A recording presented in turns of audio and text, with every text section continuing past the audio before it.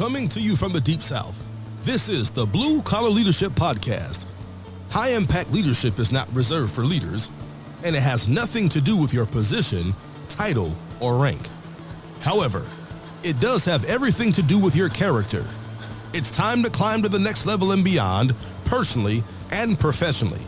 Now, let's start making it happen with your host, Mac Story.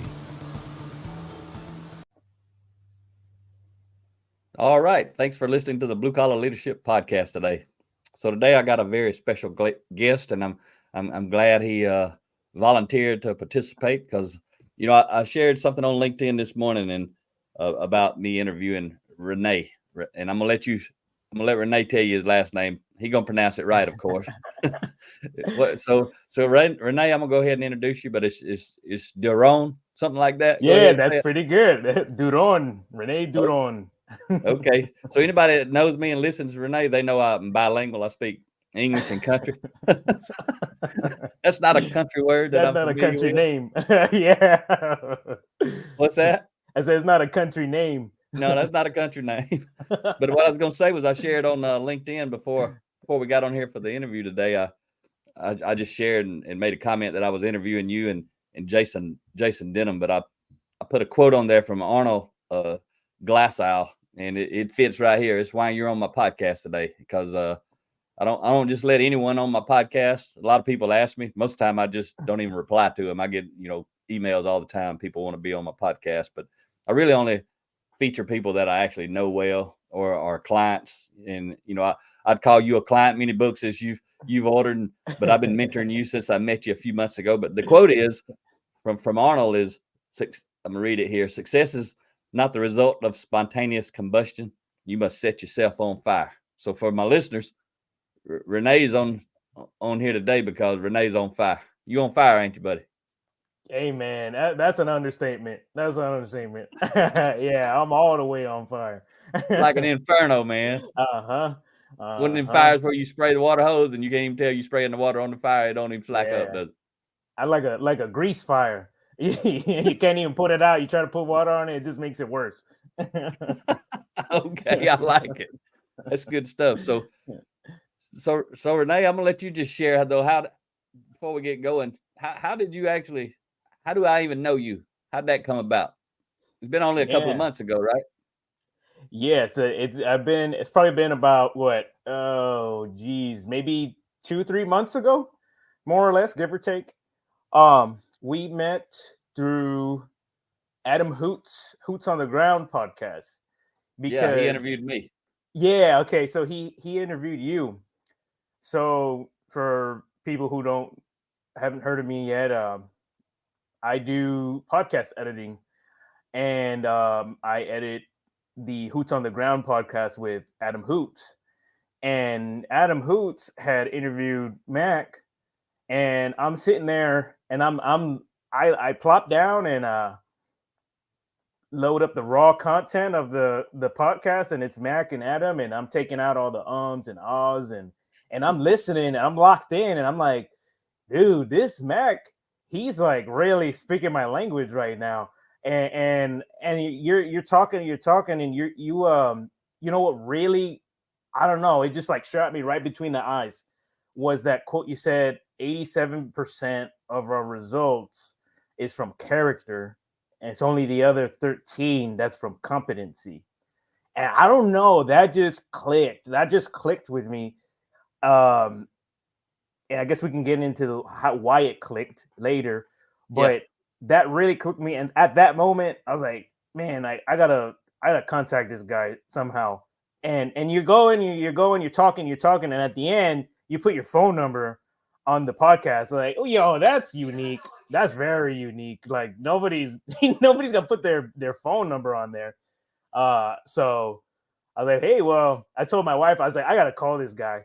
but it was like 10 o'clock at night when I was doing that, and I was like, I don't want to call him this late at night. And so, and it's I'm sure there's a good quote for it, but it's like one of those things when you're motivated and you're hyped up, fired up, and you make a decision that you want to do, and it's going to take you to the next level. You're hyped up right now, but the longer you wait capitalize on that the fear starts creeping in and telling you and that happened to me. So it was like a Thursday. It was a Thursday, and then it was the next morning. I work, and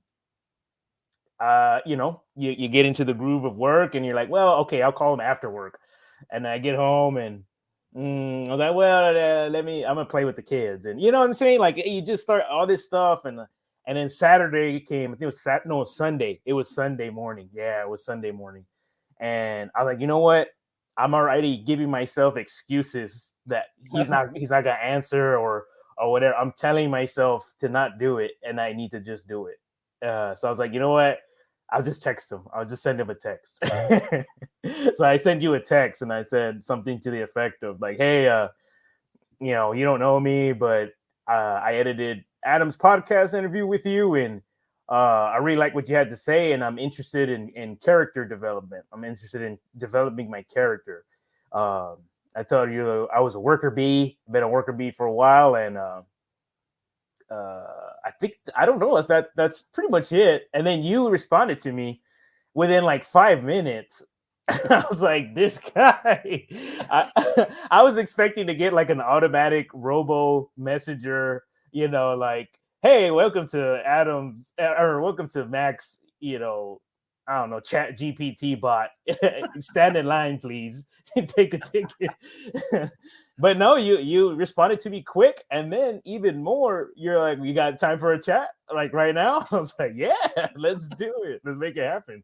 So I went to the car and we started chatting, and we were like talking for like 2 hours about character development, leadership principles, and that's where you exposed me to the Blue Collar Leadership series books. And I just started soaking them up. I would read. I do audiobooks. I drive a lot for work, a lot. I'm on the road like at least 4 hours a day. Wow. And I'm just popping them in and loading them up and just downloading it. Like it's just going, and I'm reading it and I'm listening to it. And I finish the book and I'll listen to it again until I get the next one. And then I'll listen to that. I have 3 of your audiobooks, and I've listened to each one 2 to 3 times. Wow. And because it's just so good. It's really solid stuff. I've read a good handful of other leadership books, like Extreme Ownership is another big one in my life, by Jocko Willink, and The Dichotomy of Leadership, John Maxwell stuff, Dale Carnegie, what else? Some other books like that to that effect, and but your stuff, it's just like all the stuff without the fluff. It really gets straight to the point. So yeah, that's how we met. Yeah, that's right. That's how I would describe it. I like that, man. And for the listeners who maybe haven't read my book or listened to them, the books that Rene's talking about, most of my books actually are 30 chapters, 3 pages each, so you can dive into those and digest them easy. And I'll just say real quick, you can actually, if you're a first time listener or you've been listening a while but you hadn't read these books, you can check out bluecollarleadership.com/download, and you actually can read the first 5 chapters of these books. And the one Rene's talking about is Blue Collar Leadership, Leading from the Front Lines, Blue Collar Leadership, 30 Traits of High Impact Players. Was that the other one? That's Rene? right. Mm-hmm, and then Blue Collar Leadership and Supervision, Unleash Your Team's Potential. Those 3, like Rene said, they full of the stuff without the fluff. And a lot of people tell me something similar, but that's a good line right there. So let's jump back. Everybody kind of knows how we met. We'll come back to that, some of your growth, but you talked about work. So real quick, where do you work now, and what type of work do you do now that you're driving, 4 hours a day and you on the road and all that sort of stuff? What you doing at the moment before we go to the past? Sure. So I am a construction management inspector at San Antonio Water System, and we drive the hours of driving is all the different job sites that are assigned to you, where you have to go inspect and ensure quality and make sure the contractors are installing our water mains and sewer mains and services, and all that entails up to our SAWS specifications. So for those that don't know, San Antonio Water System is short The short is SAWS, SAWS. Okay. So when I say SAWS, that's what I'm talking about. But yeah, that's basically, you're driving all over San Antonio and traffic gets crazy, and you got a job site all the way up north, like the highways, the infamous highways like 1604 and 35. And anybody from San Antonio knows that gets crazy. So you go up there, and then you got a one down south that's like 30 miles south. And then you got one to the west and to the east, and one little ones in between. And then they tore up a fiber optic cable over here, so now you got to go over there. And they hit a water main, and now we got to, you're putting out a bunch of fires a lot. So it's a lot of driving. Yeah, and San Antonio, Texas, man. Texas is big, and you got all those big cities. But San Antonio, to go from one side of San Antonio to the other, well, how in traffic, how long does that take? A couple hours? Oh yeah, in traffic, yeah, you could be on the road for about 2 hours, hour and a half, easy. Just to go from one side to the other side. Absolutely, big city, lots of traffic. Yeah, man. So you got a blue collar background a little bit. Yes. So I started at San Antonio Water System as a utility technician. Okay. So, in the private side, they usually call them helpers. So you're unlicensed. You're not an apprentice or anything. You're basically getting there, boots on the ground, getting your feet wet for the first time. You're fixing everything, like everything utility wise, water and sewer. You're fixing it. We talk about water services, water meters, water mains, sewer laterals, manholes, clean outs, just you name it. Anything in the ground on the city side, we were on it, hands on, fixing it, repairing it. That's how I started. Yeah. Outstanding. So you said that that quote I call it the 87-13 rule, the 87-13 principle, where 87% of our results, our influence in life, come from our character, and 13% from competency. I write about that. I talk about that all the time, and I learned that from John Maxwell. He's talking about multiple research studies. He had heard or read in the past. That's where he got it from, and as soon as I heard it, I latched onto it like you, and I said I need to be sharing this with everybody. Talk about it all the time. So.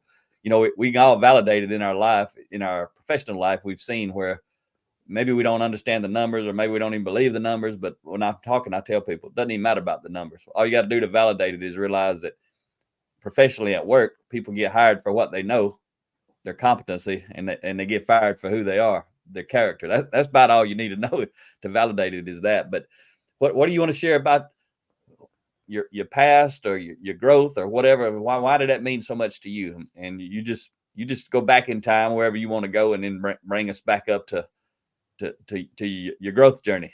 Yeah, absolutely. So first I want to talk about the 87-13, like why I latched onto it so much is, I'll speak for myself. For the longest time, the culture, and now I know it's kind of common across construction in general, that there's a culture, a stigma almost, where it's like when people start to do what they need to do to take their career to the next level, and then they actually get the job, and usually there's some young hungry kid or a young guy, or or it could be a more experienced gentleman or lady that they've been here for a while, but then they start changing up their game, and now they're building influence. They're making relationships. They're talking to the right people. XYZ. They're doing what they got to do to get to the next level, and then they make it.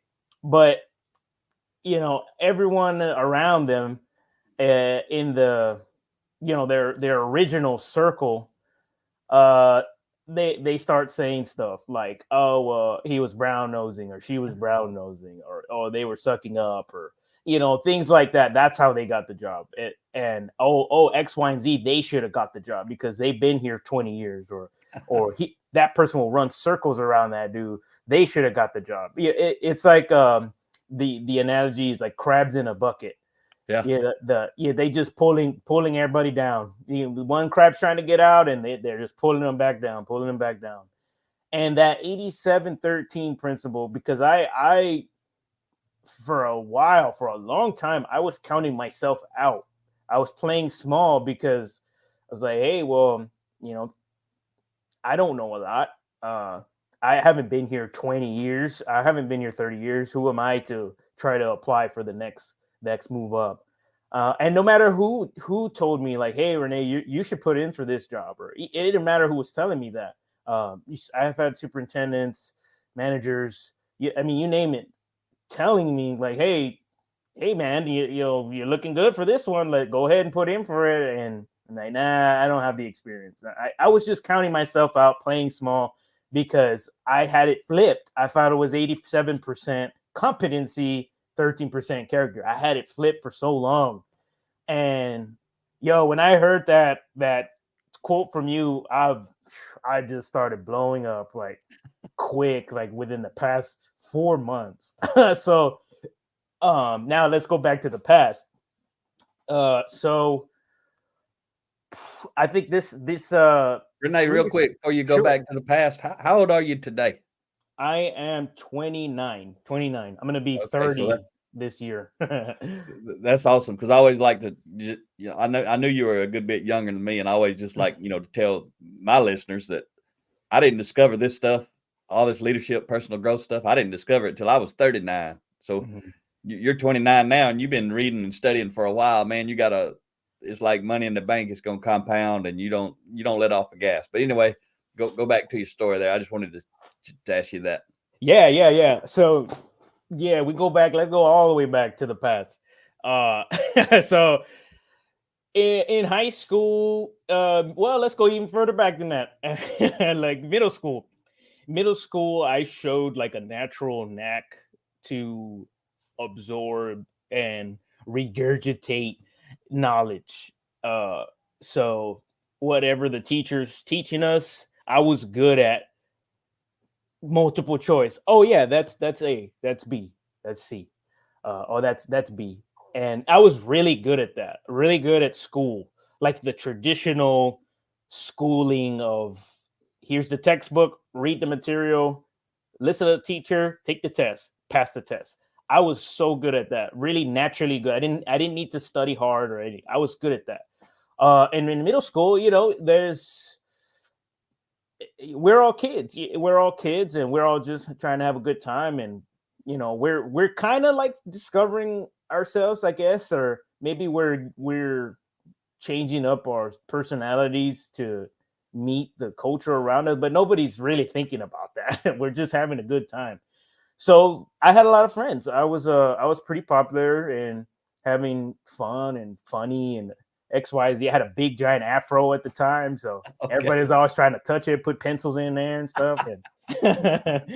And life was great. And I felt like I was shining and soaring, especially in school, because I was doing good, and it was cool to do good back then. High school came around and hit me in the mouth. Well, it was actually 8th grade. 8th grade, that's when people started to, now the word nerd came out, and it's not cool to be smart anymore. Or schoolboy. There was like schoolboy was a big one. Oh, like you're a schoolboy. Oh, you got straight A. You're a schoolboy.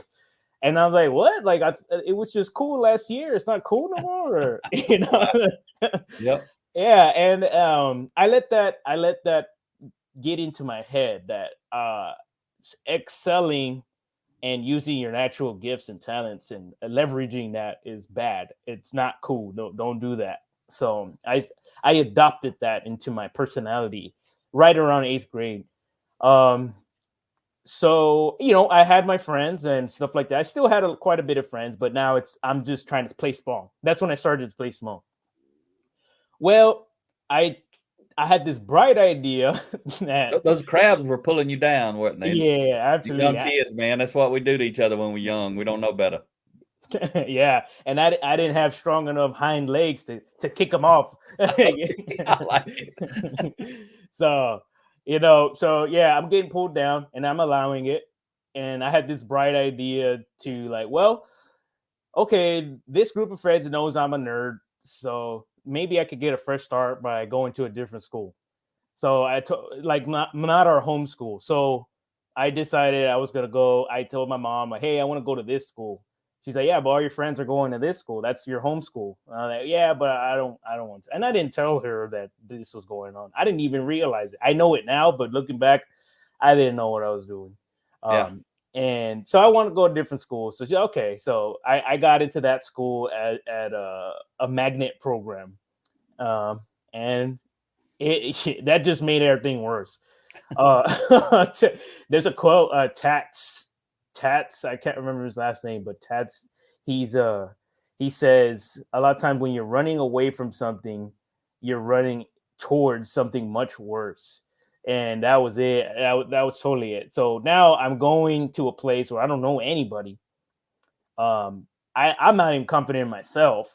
Yeah. With who I am really, and I'm trying to be Mr. Cool, and it just wasn't received well at all. So like it just compounded everything. So I'm in this school, and the freshman, sophomore, and junior were really, really rough for me. I got bullied quite a bit. Still smart because I had my brother Jesse Hernandez and my other brother Ernest Hernandez and my mom.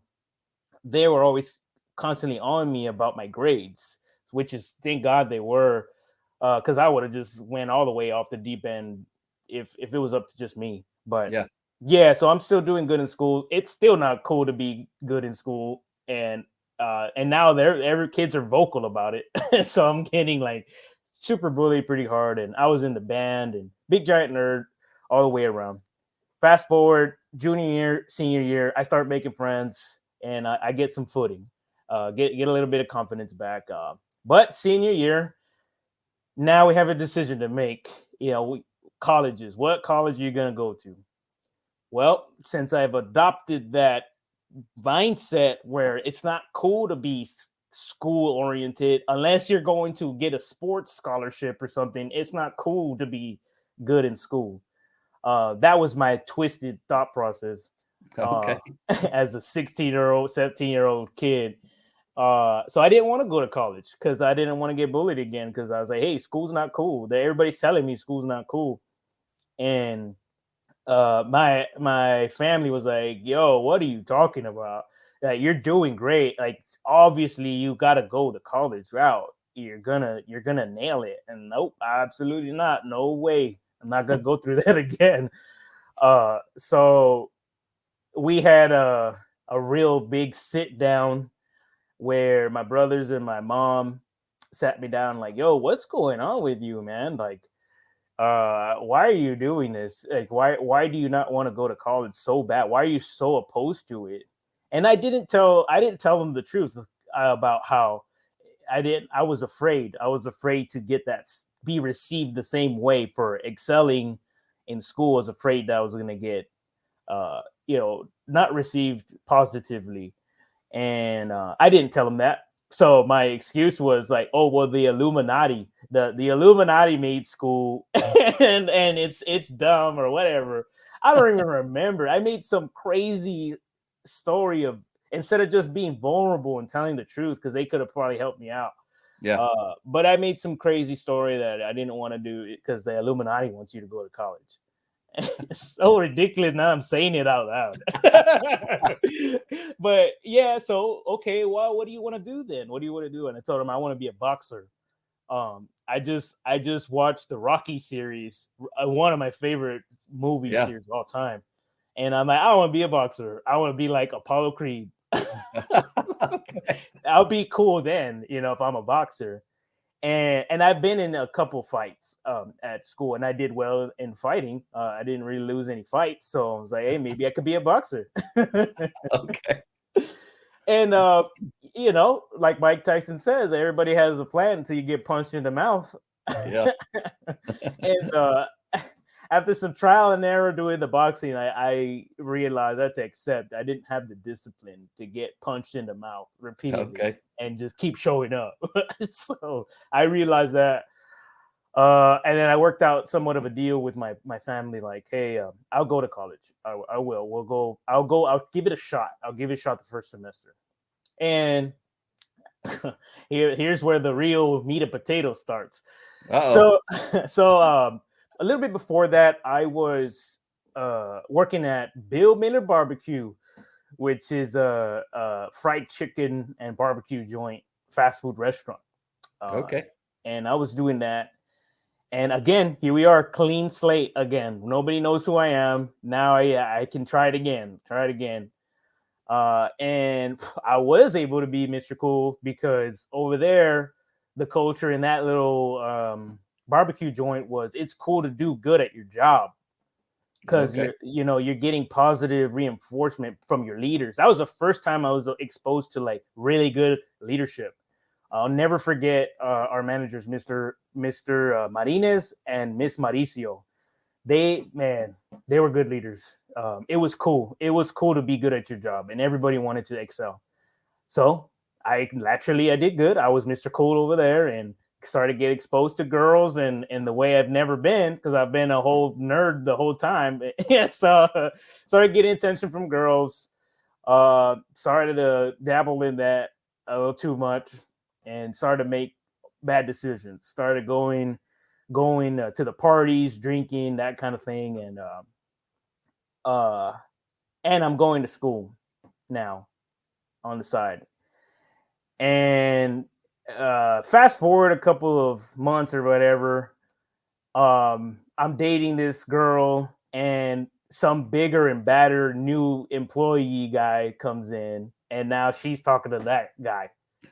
And I was a scrawny guy. I was like 6 feet tall, $158, or I was really skinny, and I was doing boxing. I'm just running and hitting the bag, So, but this guy's he just came out of fresh out of senior year of high school varsity football, and he's all stacked and yoked, and I'm like, man, he was swole up. Yeah, he was swole up, and so she goes talks to him, and we're all young. I mean, no hard feelings at all.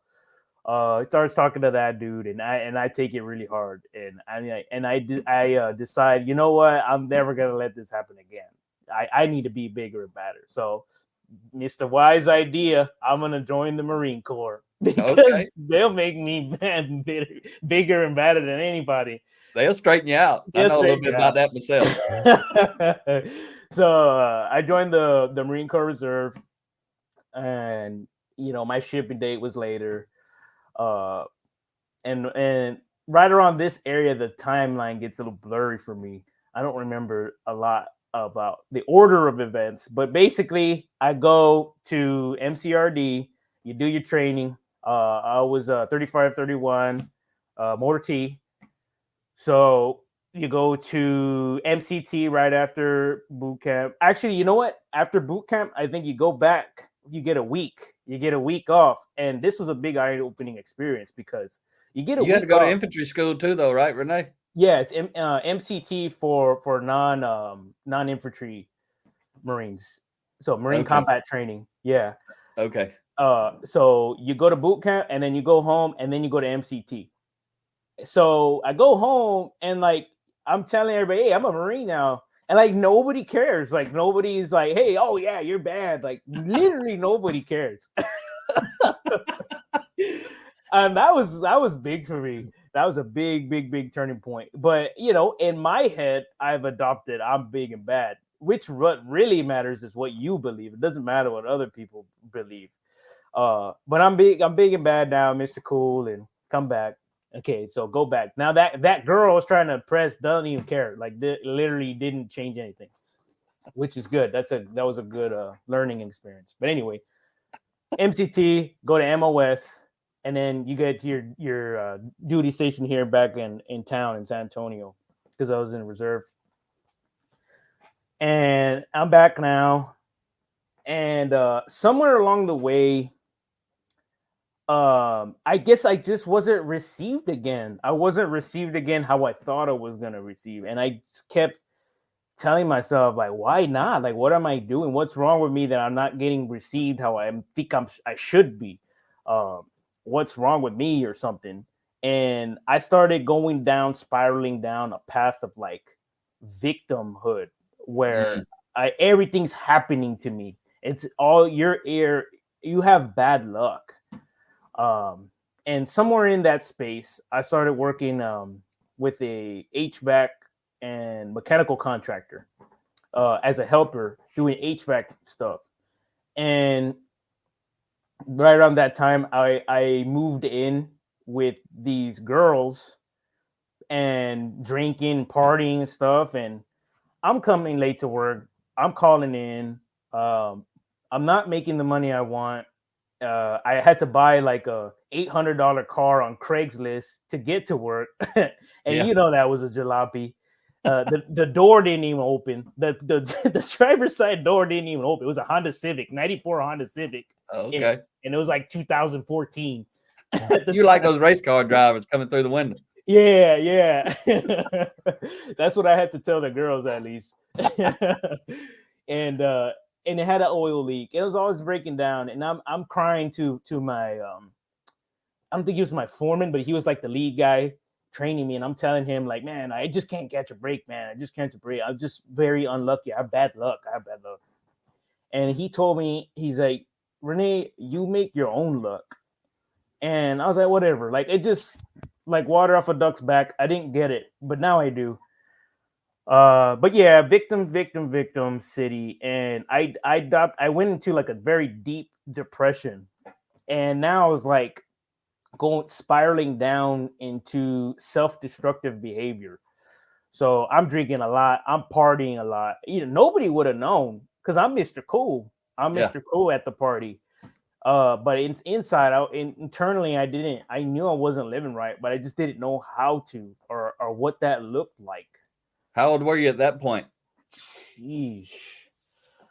I want to say I was between 22 and like 23. I don't know, somewhere in between 20 and 23-ish. Okay. Yeah, so that gets a little blurry. Those around 7-8 years ago, 6 to 8 years ago from today. Right. Okay. And naturally you go down a path of self-destruction for long enough, you're gonna get to the destruction part. And I became suicidal. Like, I was like, man, I can't catch a break. I don't know where I'm going. Obviously, another thing, I'm failing my classes at school. I'm doing bad in school because of my decisions are bad. So I can't get the college stuff right. I drop all my classes. I'm Mr. Cool at the party, but I didn't want that. I noticed I didn't want that. I wanted a real relationship with a girl, and I couldn't get it because I adopted this persona that you're just Mr. Party. Nobody can take you seriously. So I couldn't get the girl. I couldn't get the college right. I hated my job, and it was happening to me. It was because of my bad luck at the time. And I was like, yeah, you know what? I quit. I'm done. So I remember one night being in my car and drinking a whole entire bottle of Bacardi Oak Heart. And I had bought a Beretta with my income tax return. And I'm like, yeah, that's right, a pistol. And I'm like, I'm just gonna do it. I'm done. And I was drunk as a skunk. Wow. And it's by the grace of God that he saved me. I really give credit to God right here, because how are you gonna drink a whole bottle and not feel drunk? I know I was drunk, but I didn't feel it, if that makes any sense. And I remember shooting the ground and then pulling the hammer back. So the next time I pull it, it's a sensitive trigger, and I'm done. I'm out of here. Wow. And I was listening to music, and a song came on. I don't remember who it was by. It was on an ad. It was on a YouTube ad. And the song said, "I'm all you're waiting for.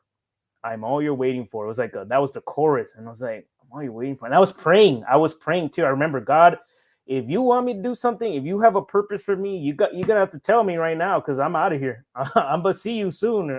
I'm out of here. And that song came on, and then that just clicked with me like this. Yeah, that is, you're not over yet. So I put it down, put the gun down, and I went inside, told my mom, and they got me some help. I went to a university hospital. I was in there. My Marine leadership showed up, they asked me, what's going on? I told them what happened. And after some conversations, they asked me if you're done, you want to get out, you can. It'll be like you were never in.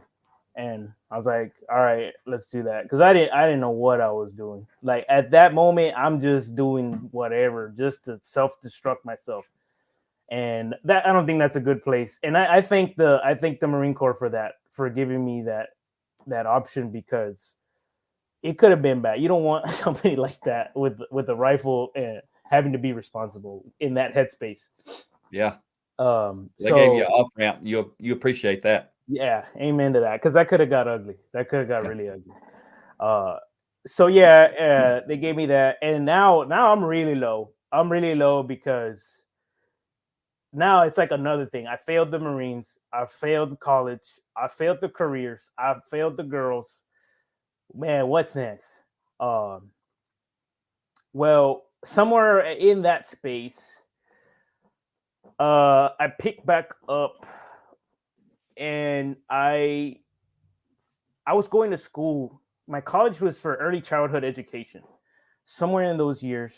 And I had enough college credits to land a job at this children's center, because I've always had fun teaching, and then especially kids. We had like little programs in school where you would tutor kids, and I loved it. So I was like, let's do that. Let's go with that. So I got that job. From mutual connection, and they got me the job. And in there, I met my wife, who is my wife now, and she was my like girlfriend at the time. But basically, and this gets muddy again, the time frame. But basically, somewhere in those span of events, we found out she's pregnant, and it's mine. And I'm like, yo, I had to make a decision. Like, I'm bringing somebody else into the world. I need to make it work. I can't be a victim anymore. And right around that time, my brother recommended me the book Extreme Ownership by Jocko Willink. Yeah, and full of gold. Yeah, it was the right. He had recommended it some time ago, but I couldn't receive it at the time. But now it's getting real. Like, my girlfriend's pregnant. I'm keeping it. I decided I'm not going to be like my father. I'm going to break the cycle. I decided I'm going to break the cycle of broken marriages in our family name. So I got to make it work. And I need some help. I need some wisdom. So let's pick up this book. Let's see what happens. Oh, and it was the best decision I've ever made. Wow. Read the book, and I was like, yo, Jocko is speaking to me directly. Like, stop blaming everybody else.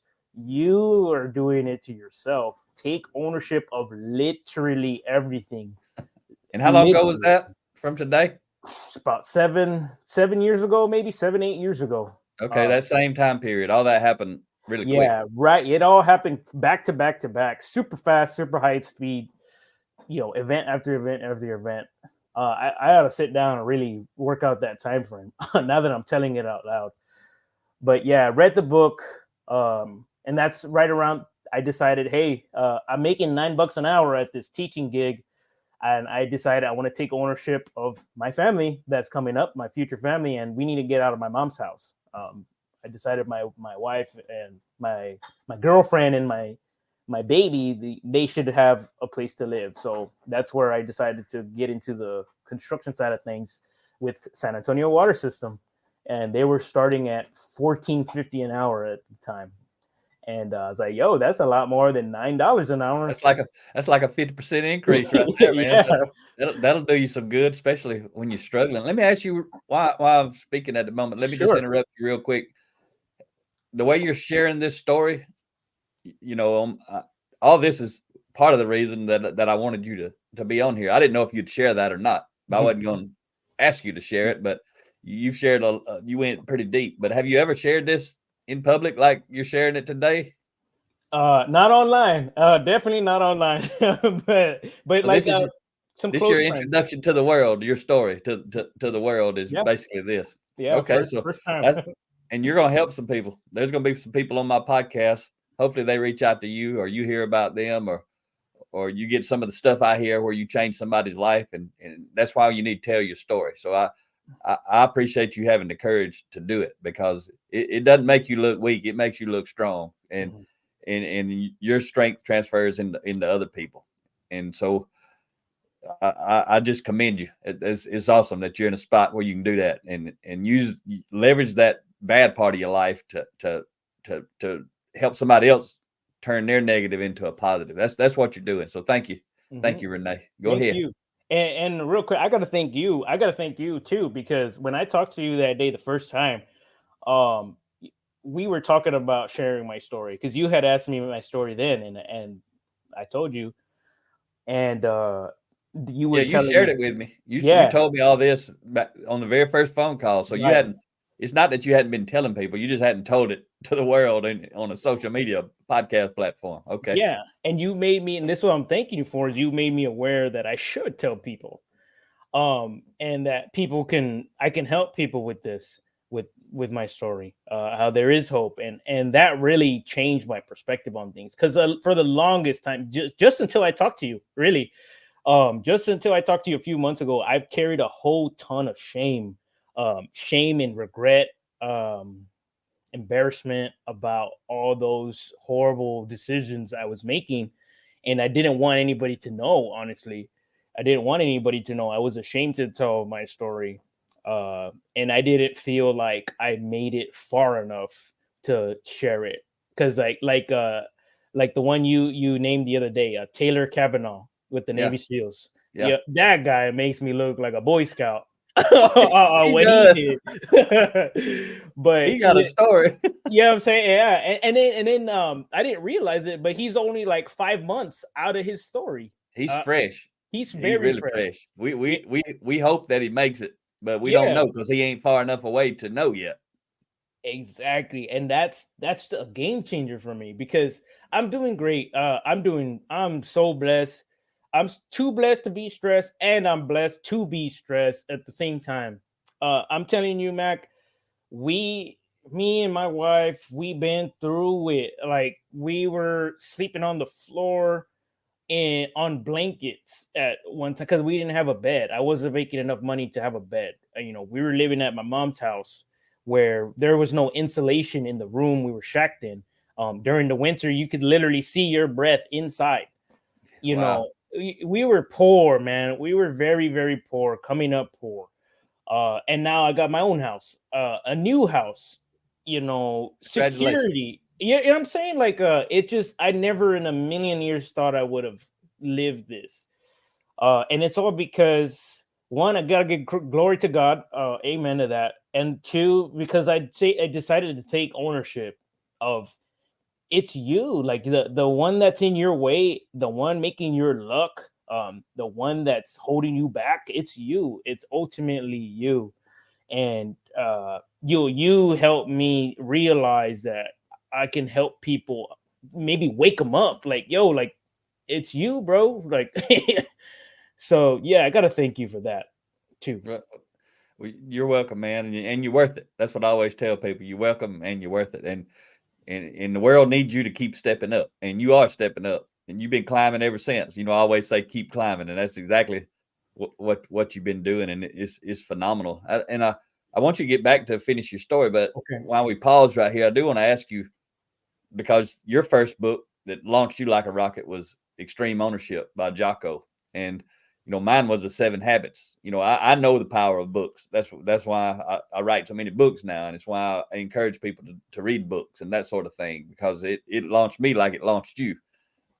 But I always tell people, Blue Collar Leadership, Leading from the Front Lines, that book I wrote for the entry-level blue-collar worker. I tell them that's really extreme ownership for the individual blue-collar worker. Would you agree with that? Since you've read Extreme Ownership, do you see it's the same but different? Mm-hmm. Yeah, I just got the chills when you said that, because that's exactly what it is. And that's what I was telling you earlier. We had another conversation. What's so important about your books for the blue collar leadership, for the blue collar community? A lot of us are working 60 plus hours a week, and they don't want to read a book. You know what I'm saying? A lot of them are in a headspace where they're just so smoked, they just want to come home and drink a beer, or Yep. pop on some trash TV and consume stuff that ain't helping them. They're not taking them to the next level. You're right, because I used to be one of those guys doing exactly that stuff you just described. Yeah, me too. And I think what's important about your series is it's a digestible thing, where you don't need to sift through all the dirt, if you will, or the stuff that's not super relevant to you. I'll speak for myself. Like, when I was reading Jocko's book, I was in a unique job at the time. I had got the job for leak detection. So leak detection it's how would I describe it? It's not high action where they're like you're in the maintenance. It's not a reactive job. It's a proactive job. So we're looking for leaks that aren't surfacing yet. You don't see a drop of water on the street, but you're finding them underground. Okay. So that being said, you're in a van with some leak detection equipment and you're running the scans and stuff like that. And naturally you're sitting down and you're by yourself. So I had time to read a book. I was like, let's pop this book open. And as you read, you're like, yo, I can't get enough of this. And I'm reading. But there's a ton of stuff, and no judgment on Jocko or anything like that. But there's like, sometimes I feel like in a lot of books, there's a lot of anecdotal stuff, a lot of like, almost like they're trying to cite their sources in a way to like prove to the reader it's legit. And I feel like on your books, for me, it's like you don't really have to prove anything. It's just principles that are a fact. And you present it that way that's super digestible, where it's like principle and then application. And then you cite who said the quote. And then we move on. We move on to the next important nugget. We don't gotta sift through all that. The fluff, if you will, that's what's so important about your books. Like I was able to read 3 of them multiple times in the past 3 months. That's awesome. And the reason they're like that, Rene, is I wrote the kind of book I'd like to read. all the stuff without the fluff. That's the kind I like. I don't like the sifting through the stuff. And a lot of authors, they want to make a big book. Yeah. Nothing against them, but they want to make a big book to make it look like they got a lot to say and it's smart. They put a lot of space in it. They put big pull quotes and just all kind of stuff to make it bigger than it has to be. And a lot of that stuff is the fluff. It's just overstating something that could be stated in a paragraph. It's got 10 paragraphs. Yeah. So get back to your story though. I want to make sure we get that in. That's good stuff. Okay, so now we're getting on the upward climb, where I was in the hole and now I'm not in the hole and I'm on the mountain now. So fresh out of the hole, fresh out of the mountain, I started applying the stuff I learned in extreme ownership. So I was a meter technician first, and I started applying the principle of when there's a lack of, I don't want to name drop anybody, but when leadership is lacking, let's say that when leadership is lacking, that's your opportunity to be that leadership. Yeah. So I did that. I took it upon myself to help people and to perform at a higher level, to see like, yeah, okay, so the leadership made this and this rules, or they're telling us this and that, and we don't like it. But so what are you going to do about it? What can you do about it? What can you do? Okay, so I did that. Started applying that in my job, and my results, my productivity went up, and I started gaining influence with the other members of the team. Showed them some things, got to train some people. Now I'm training people, and then I get a job offer from another department. Hey, we want the cream of the crop. Can come do leak detection. I was like, okay, so let's do that. And I think in leak detection, I finished extreme ownership. And that's where I think I really launched there because, and I will name drop now, or Ryan Taylor, shout out Ryan Taylor. He was the first like superintendent in my company that poured into me and I guess recognized my hunger for growth and leadership and ownership, and he facilitated that. And he cultivated. He was like the water to my seedling, my little sapling, if you will. And because I'm here, I'm trying to figure it out. And you're just fresh out of reading a book. You're not an expert. You know about it, but you don't know it yet. There you go. So I'm fumbling and I'm trying my best. And he gave me an opportunity to teach the other two gentlemen on our team what I'm doing to get the results I'm getting. He's like, hey, I want you to take some time, do a class. I want you to make a class, type it up, and then share it with them. Take 4 hours today and share it with them. And I did that, and they got results, and they received it well too. These older gentlemen that have been there for 20 years, they're not. It's because we got some new technology, and I won't get into the details, but it involved using an app on the phone in tandem with the laptops we had to use too. So it was a lot of technical stuff. It was a change. It was a change, and I helped them grow through that change. And I volunteered to do that. And then had I not read the book, I wouldn't have done that. I wouldn't have done more than what was expected. So naturally the results came in and they're like, yo, and I started getting attention from my supervisors and the director. And the director, now I have an audience with the director. He's like, hey, what is this guy doing? And he's like, and then I got to talk to him, and then he's like, gave me some more responsibility. And I'm nailing that. And now I'm like doing foreman stuff. And over some time, the strategy was, hey, we don't have enough spots for you to be the foreman of our group. But what you can do is we want you to go to this department to gain experience doing this.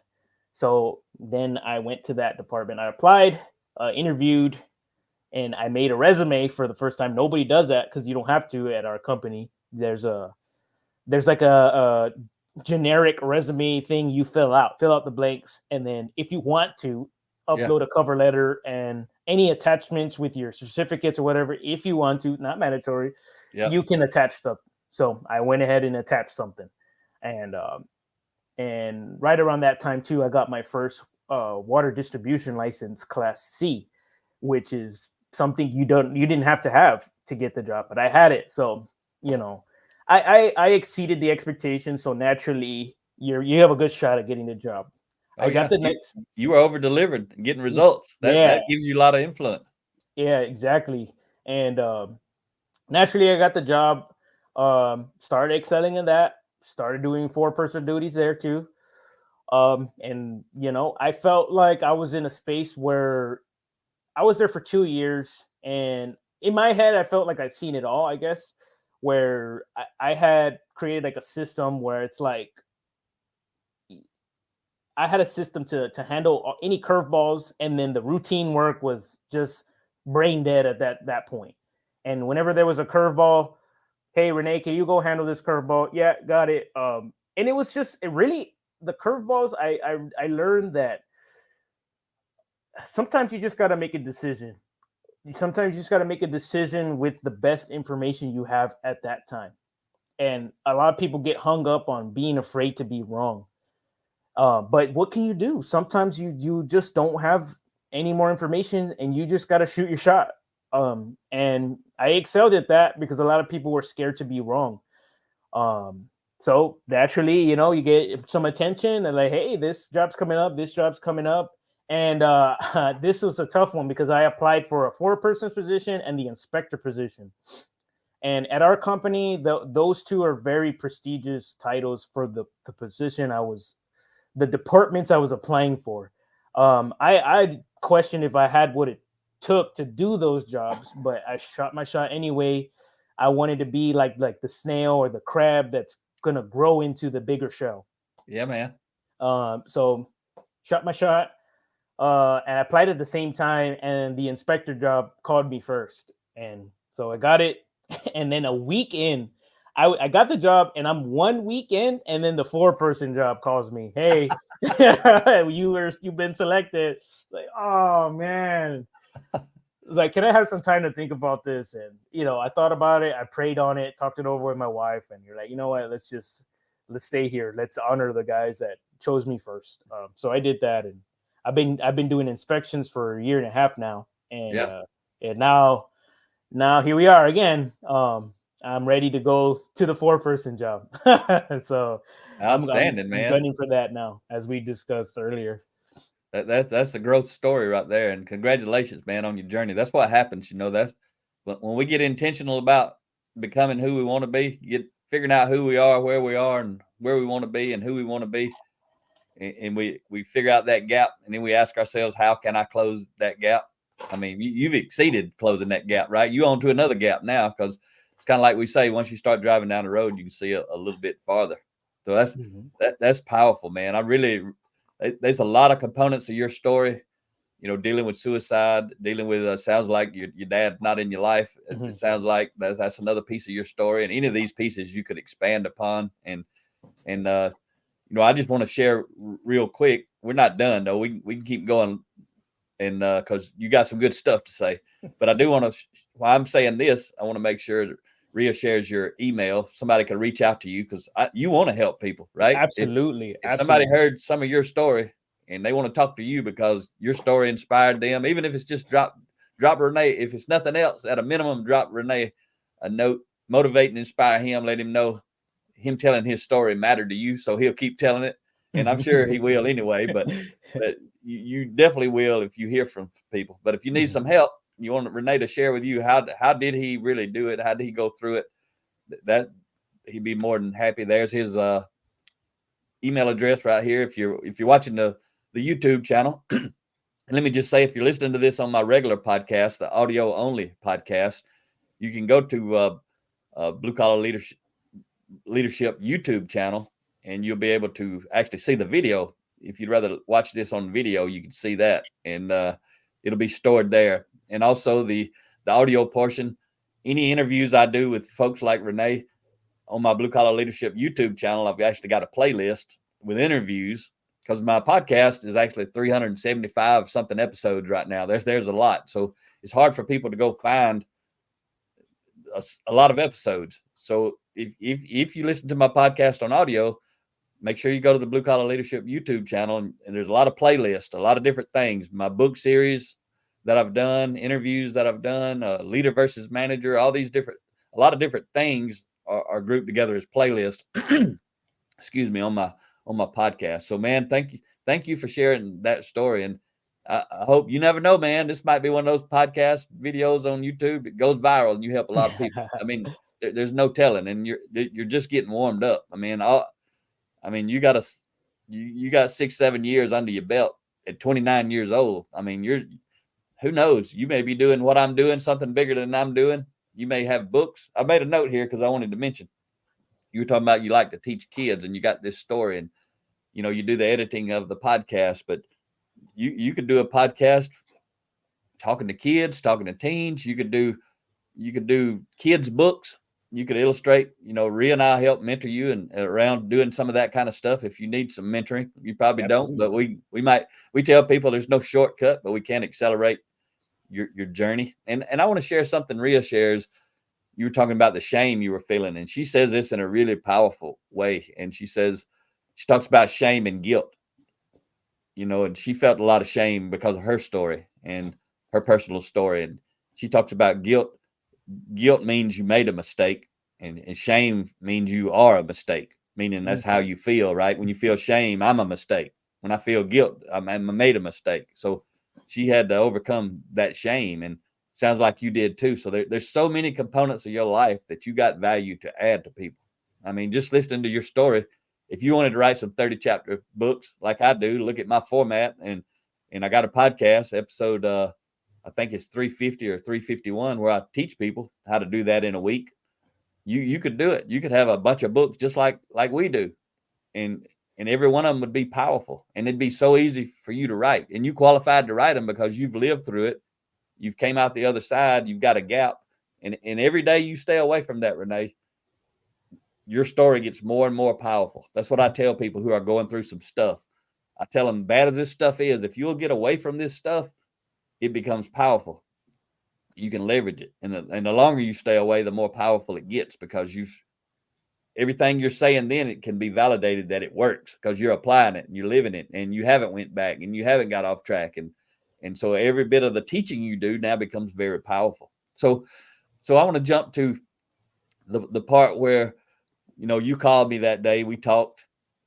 I mean, after that, it seemed like it may not have been long as we think. It may have only been 6-8 weeks or 2 months or less since we met. It seemed like a long time, but right after that was when we were going up to speak for Jason Denham, and he was doing his first Saturday of the month call, just like he's going to do today. Like, as soon as we get done with this, I got to get on that call with him. Rhea and I do it.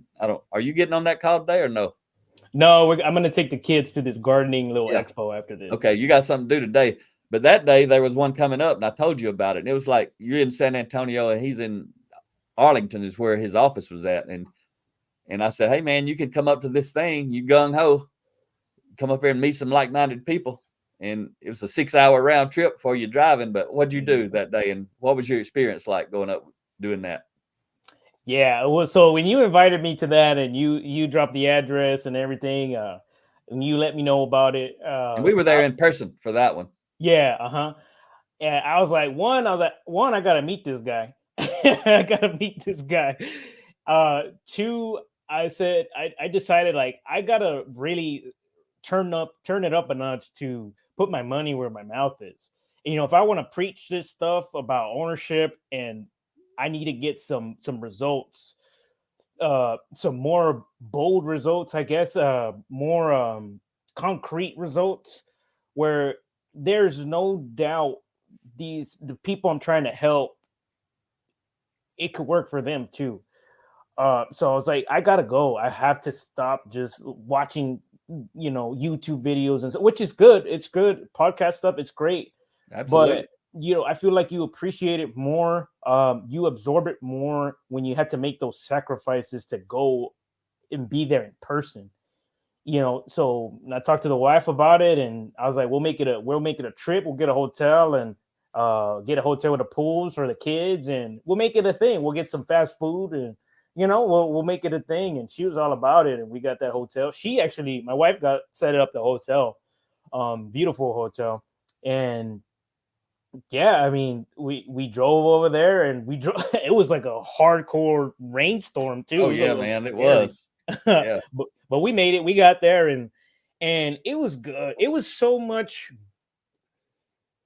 Oh, it was a lot more helpful and fruitful than I thought, but in a different way, if that makes any sense. Because the stuff that you're reading, I believe it was Rhea's book. The Ladder of Influence. The Ladder of Influence. Yeah, that's what he's covering right now with his team. Yep. Yeah, the Ladder of Influence. What was so good to me was to witness firsthand a whole entire team of like-minded people and executives and leadership that knows the value of the leadership and takes ownership for developing their people and has the appetite to actually develop their people. Because I ain't never seen it. I've never seen it at that scale before. You're going to be it one day. I'm telling you, you're going to be that. Saying. You're going to be just like Jason, I imagine. I've been mentoring him for about 11 years now, and I'm going to get on that call today online and listen and watch him do it again today. We get on every month, and then actually when we get done, I got to go do an interview just like this with Jason. Haven't done one with him in about 4 years. So anybody listening, there's going to be an interview with Jason that he's talking about now, that Renee's talking about, and that I'm talking about. Okay, jump back in your story. I wanted to share that real quick. Yeah, no problem. So yeah, like I never seen it. And I didn't know what it looks like. I've only ever seen it like peppered across throughout our company. And no shame on our company. We're operating at a high level, I would say. We're a big water system. Yeah. And what they're doing works. It's working in the fact that they're getting results. But we could do better. I think we can do better. We can keep people and get like exponentially more results if we were to invest some more time in the folks doing the work. Yeah. I think historically it's been like, we're getting results, and then people are upset.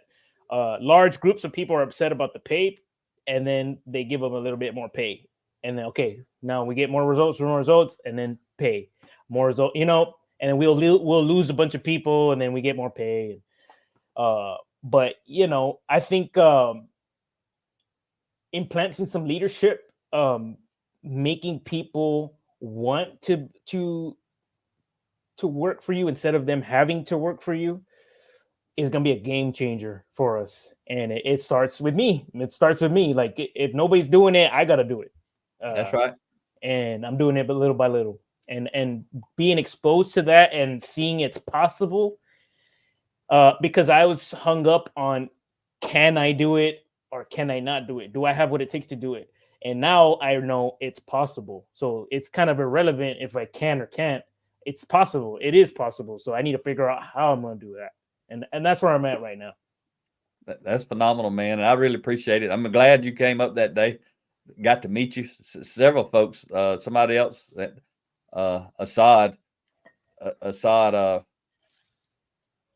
He drove up too from San Antonio, and I'm gonna be interviewing him actually tomorrow like this. So awesome. And Aaron, the towboat driver who drives pushes the barges up the Mississippi River. He's a captain on one of those big tugs or towboats they call them, and gonna get him too once he gets off that boat. He just got back on the boat for a month, but when he gets off, so a lot of you guys that was in the room right there, you guys are gonna have interviews like this, and it's just powerful. I just appreciate you leveraging who you are to help me and motivate and inspire people. That's why I invited you, and that's why I cherry pick people. I don't just get anybody who wants to be on my podcast because I'm very intentional. I want people who are working on their character, who want to have a better life, who want to help other people have a better life. I don't care where they're at in their journey. I don't care if they've been doing it, a couple of months or a couple of years or a couple of decades. That's the kind of people I want. I don't expect perfect people. I just expect people who want to be growing and getting better and helping other people do the same. So you got anything else you want to share that I didn't ask about or you didn't talk about? I mean, no, not that we didn't talk about, but just, I mean, if anybody's struggling in that regard, or, maybe they don't believe that they don't have any control over what they're going through or whatever, if they just want to talk or get more clarification on my story, I'm open. I'm open. How do you say it? I'm open, but I'm not always available. Yeah, that's what I say, because it's the truth. I'm always open, but I ain't always available. Right now, I'm wide open. Me and you've been talking for an hour. I'm wide open, but I ain't available to anybody else, right? Yeah, so that one, I'm always open, but I'm not always available. But I can become available. So okay, so if they want to hit me up, they can. Oh, go ahead. I'm sorry, I didn't realize you were speaking. No, I was just saying, like, if they want to hit me up and send me an email, they can, and I will respond. Okay, so to wrap up today's episode, I just want to ask you real quick, put you on the spot, but if you don't have a quick answer, that's okay too. But out of those 3 books of mine that you went through, is there any one of those that is your favorite? And then out of all 3 of them, what's the biggest gold nugget that you've taken away from my content that really sticks? Oh, that's good. That's good. That's a good one. I'm going to have to say the Blue Collar Leadership and was it Teamwork? Leadership and Teamwork. The Yellow and Black book? Yes. Yep. That one is good. That's so good. And the nugget is, I believe it was a quote from Peyton Manning, where he was like, the most valuable player on the team is the one that makes the most players valuable, right? Something perfect. Like that. That's exactly it. You're a sponge, man. That's what I'm telling you. you gotta drop this stuff on everybody, man. You got to put it in a book. You got to do all this stuff. You prepared. Thank you, Mac. That means a lot to me. But have you ever listened to the podcast series on the teamwork book? yes, I have. Okay, so for my listeners, I've got a 30-part podcast series that starts at I think it's 317. But again, you can go to the YouTube Blue Collar Leadership channel and look for the playlist by that book title, and also someone can find that really easy. Well, all right, Rene, we're gonna go ahead and wrap it up. And I really, really appreciate you sharing your story. And this will be out in a couple of weeks. I'll let you know when. I'll tag you when it goes out and that sort of stuff. And you can share it, and hopefully you can share it in the future. There's no telling where you're going to go professionally, but as you go, I just want to share with you, when you grow and you go into new positions, maybe you take over a team somewhere that maybe hadn't been your team before, even if it's a peer level, even if it's not you're the boss, but it doesn't matter if you're the boss or not, but you can share this with people so they know who you are, because it'll allow you to connect with people. Because everybody you meet, you ain't going to have time to take an hour and 10 minutes or whatever and tell a story to them, right? But if I was you and I became a leader of a team of people, I want to share this with everybody. Say, hey, you want to know where I'm coming from? This is who I am. Because when people hear that story, they're going to see you different. Everything you do and say is going to be on top of your story. Like I tell Rhea all the time, everything she does, it means more to people when they know her story. And it's the same way. What you say and what you do is going to mean more to people when they know your story. So maybe you'll get out and tell this story a lot of other places, and you'll have a lot of other episodes you can share, but you're going to have this one for sure. So thank you very much for being on the Blue Collar Leadership Podcast today. And thank you for having me, Mac. I'm excited to get whatever's coming to me. Well, it's coming. Well, all right, folks. I appreciate everyone listening. Hope you enjoyed this. Hope you reach out to Rene. Also, you can reach out to me just like Rene did. I'm available, but I'm always open, but I ain't always available. And I just tell you right here, my cell phone's 334-728-4143. And some people say, why you tell your number all the time? Because I want people to call me. That's why I want to help people, just like Rene. Like if Rene wouldn't have called me, we wouldn't be having this conversation. I wouldn't have been able to motivate and inspire him. I couldn't have played a small role in his big picture, but he did call me. So if you think I can help you relative to personal growth and leadership development, reach out to me. And otherwise, talk to you next time.